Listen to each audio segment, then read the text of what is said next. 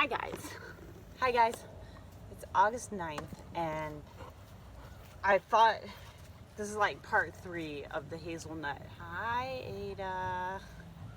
Guarantee you she's gonna try to get this right here.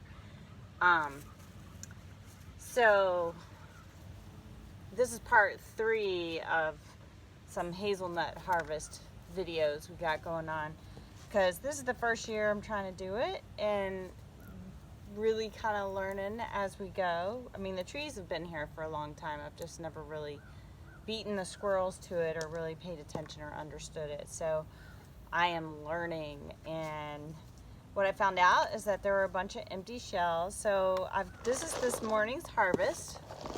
So this is what I was able to pick and haul this morning. So they came straight off the bush and I was able to pop these out pretty easily. So they are ready. But I've been finding a lot of empties, and they talked about this float test. So I want to try the float test and see what's going on there. So I wanted to do it on a video because yesterday we did a float test, and then BI came behind me and popped open some of the ones that floated, and the ones that I had picked just to test, they were empty. Well, he comes in and he finds, like, out of 7 that he pops open, 6 of them had nuts in them. So I'm not really sure I understand what is happening here. And I guess using an orange bucket for probably visually not very helpful. But you can see there is a lot that have sunk to the bottom, and about, I don't know, 30 or so that are floating on the top. So let's just check it out and see what let's see if they have nuts or if they're empty. So here's a nice big one that I would have said has a nut in it, but it's sitting there floating away. Now, I wonder if you have to float them after they dry or if you float them immediately. That I don't know. So here's a nice one that I would think would have a nut. Let's see. And voila. Let's see if you can see this.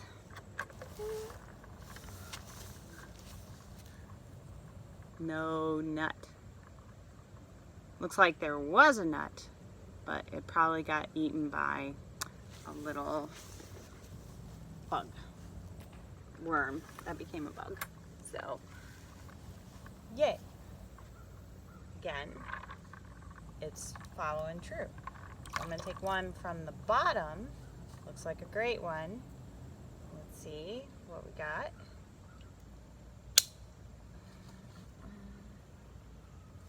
Perfect.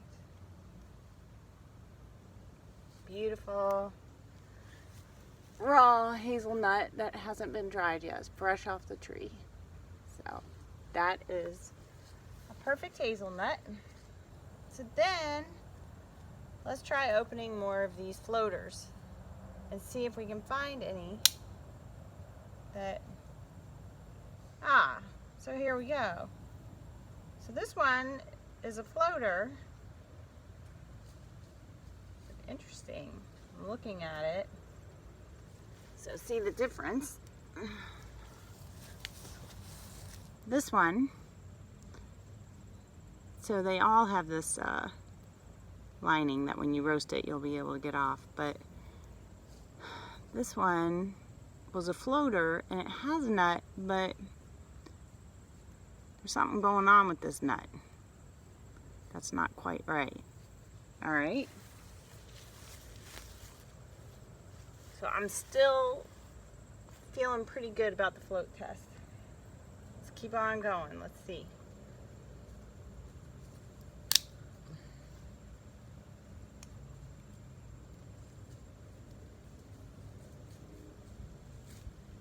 Alright, so this one has a nut in it, but upon inspection, it looks like it's been chewed on. Yeah. So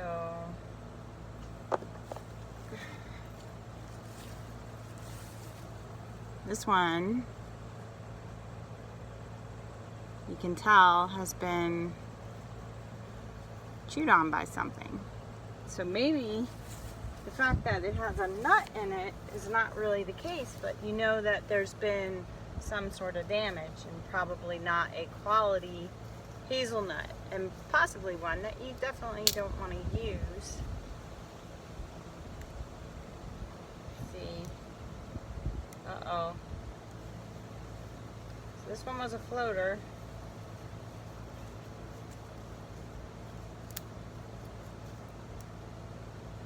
And I don't see anything wrong with this hazelnut.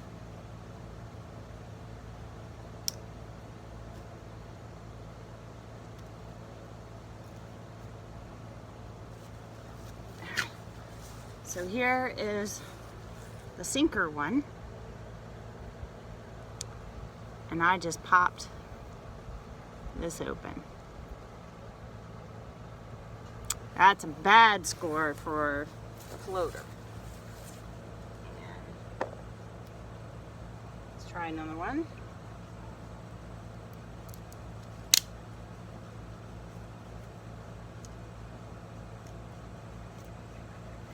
This one has a damaged nut, it looks like.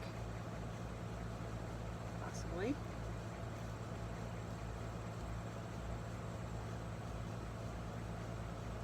But still, well, I don't know. I mean, it's got something going on, but I don't know quite what. Ah, so 1/2 is pretty, looks pretty not right. That one is. So I wonder if I pop open that other one.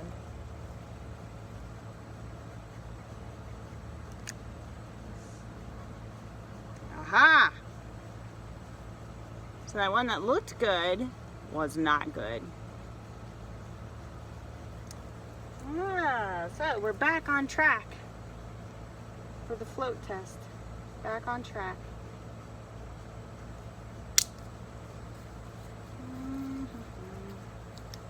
Yep, that one's rotten.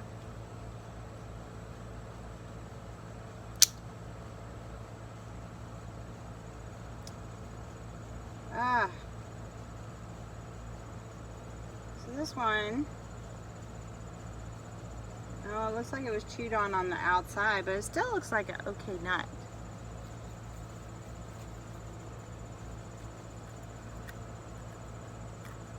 Yeah, nothing wrong with that nut.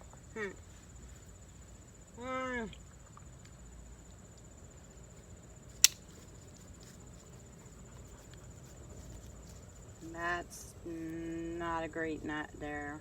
No. How about this one?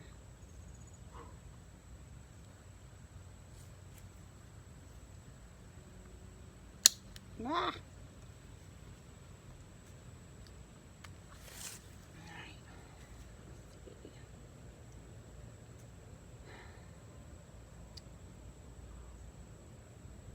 Oh, there's something going on here. I think there's a bug. Bug damage. It's still got a lot of nut meat, but there's the beginnings of damage.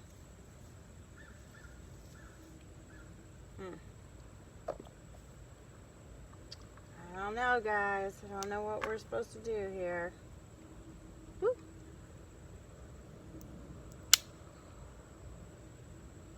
No hazelnut in that one.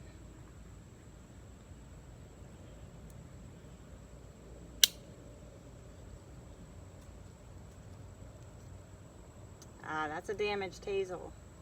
It's got a hazelnut, but it's definitely damaged. You can see that.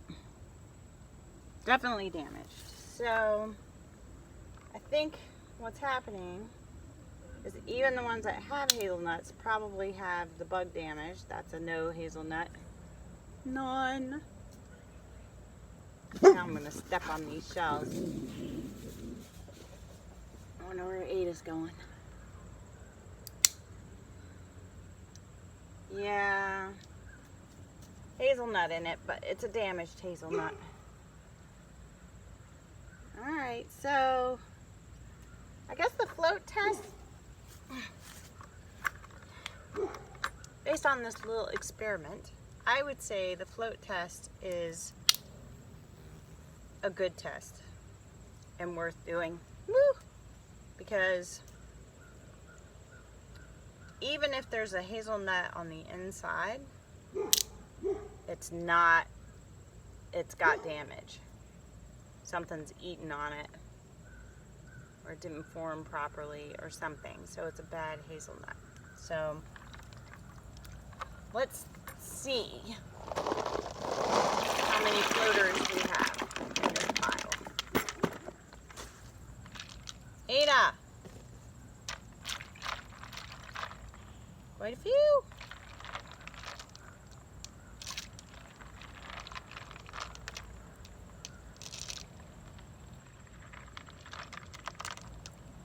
Alright. Oh, still some more.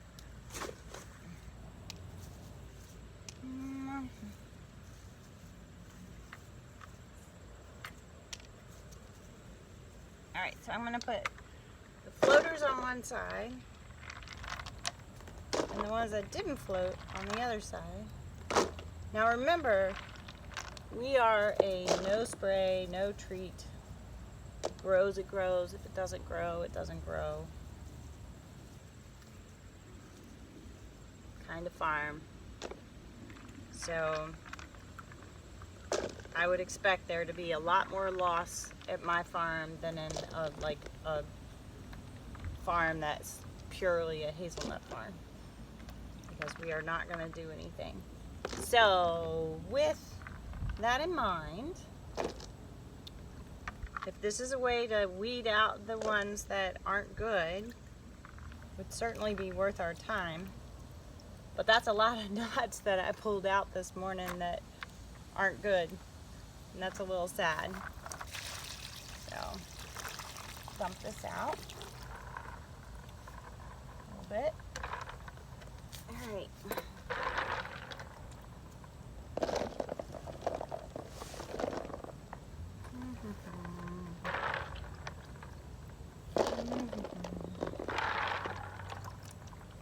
Ada!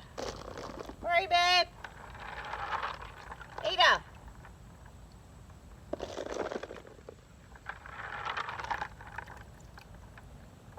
So just a rough estimate of percentages of what I'm getting. I would guesstimate maybe a 35 to 40%. Hi, baby. Hi. A 35 to 40%. I don't know if you can see that. Well, they're all mixing up. So this side are the floaters. This side, I would say like 40%. 40% floaters. 35 to 40% floaters. What do you say? Yes? Was it good? Alright. Forever Foods Farm signing out. And I think we're going to do the float test for sure.